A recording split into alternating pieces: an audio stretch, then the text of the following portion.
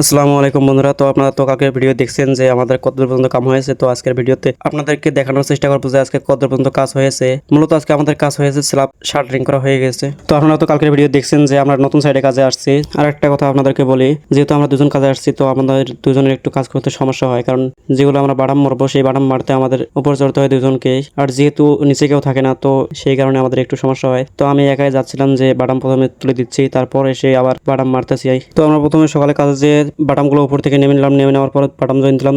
Join দেওয়ার পর আমি উপরে উঠে আসলাম, কারণ আমাকে মিস্ত্রি বলেছিল যে রডগুলো যেগুলো আছে সেগুলো সোজা করতে, কারণ উপরের দিকে দিতে লাগবে, যেহেতু আমাদের এখানে বাটাম মারতে হবে সেই কারণে। তারপর মূলত আমি উপরে রডগুলো সোজা করার পর নিচে আসলাম। নিচে এসে দেখি যে এখানে কিছু তক্তা রাখা ছিল কালকের, তো এই তক্তাগুলো প্রথমে সাইড করলাম। সাইড করে দিয়ে বাটামগুলো উপরে তুলতেছিলাম। তোলার পর আমাকে মিস্ত্রি বললো যে তুমি উপরে আসো। উপরে আসার পর আমাকে বললো যে তুমি এদিকে যাও, এদিকে যে তুমি ওইদিকে বাটাম মারো আর আমি এদিকে মারবো। তো মূলত যে কথা সেই কাজ।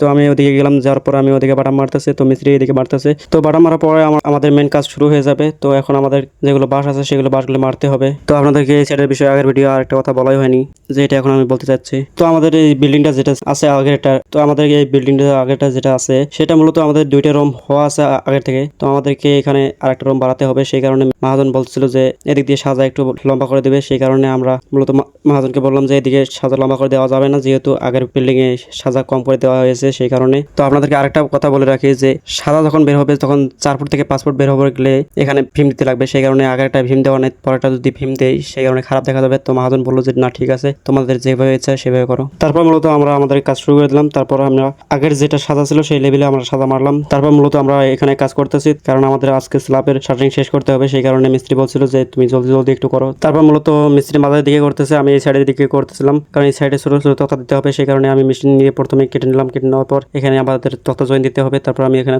তক্তা জয়েন দিতেছিলাম। তো মিস্ত্রি মাথার দিকে করতেছিল, তো আমরা এইসব কাজ করতেছিলাম। তার মাঝে মহাজন এসে আমাদেরকে বললো যে এই ঘরটা যে করব এই ঘরটা আমাদের একবার ফিনিশিং করে দিতে হবে, সেই কারণে মূলত মহাজন বললো যে ওখান থেকে দরজা ফ্রেম আনা যায়। সেই কারণে আমরা প্রথমে মহাজনকে বললাম যে আমাদের এদিকে একটা দোকানে আছে যেখানে সেকেন্ড হ্যান্ড ফ্রেম পাওয়া যায়। তো মূলত সেকেন্ড হ্যান্ড ফ্রেম বলতে যেগুলো দরজায় লাগা থাকে আগে থেকে সেগুলো খোলা হয়, কারণ সেগুলো বেশি দিন ইউজ হয় না, কারণ ঘর তোলার পরে কিছুদিন পরে সেই ঘর ভাঙা হয়। অফিসিয়াল যেগুলো কাজ হয় দরজার সেগুলো আর কি বেশি দিন থাকে না, তো ওখান থেকে ঘুরে নিয়ে আসা হয়, সেই কারণে সেগুলো আর কি দোকানে এসে আর কি কম রেটে বেচা হয়। তো মূলত আজকে আমরা সেই ফ্রেমগুলো কিনতে যাব। তো মহাজন বললো যে ঠিক আছে আমরা ওখানে থেকে কিনবো। প্রথমে দেখি যে ডিজাইনগুলো কিরকম বা ফ্রেমগুলো কত আছে, কারণ আমাদের ফ্রেম যেগুলো লাগবে আর কি 3 পাঁচ হতে হবে, সেই কারণে আর 6 ফুট লম্বা লাগবে, কারণ যেহেতু বিল্ডিং এ রাখা হবে সেই কারণে বিল্ডিং এর শো একটা আছে, সেই কারণে শোর কথা ভেবে আমরা আর কি ভাবলাম যে 6 ফুট দিতে হবে, তারপর বিল্ডিং এর ডিজাইনটা ভালো লাগবে।